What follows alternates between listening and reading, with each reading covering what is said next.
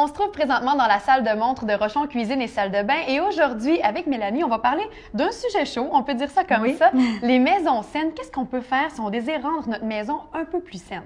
Tu sais, il y a des études récentes qui ont démontré que notre environnement intérieur est maintenant 10 fois plus pollué que l'environnement extérieur. C'est énorme! Tout à fait. Donc, il y a beaucoup de matériaux modernes couramment utilisés dans la conception de cuisine qui contiennent de fortes concentrations de substances qui peuvent être très néfastes pour la santé et qui peuvent même causer des problèmes de stérilité. Donc, ces substances-là, on les appelle les COV, c'est-à-dire des composantes organiques volatiles. Et ces composantes-là, on les retrouve à peu près partout, comme la cuisine. Donc, un bon exemple, c'est le bois aggloméré.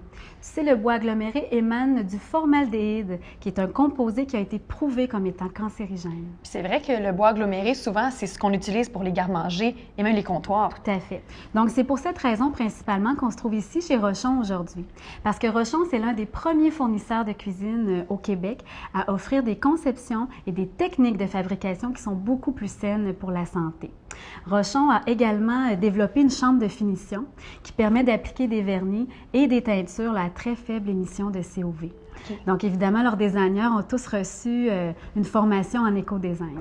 As-tu des trucs pour diminuer les émissions de COV?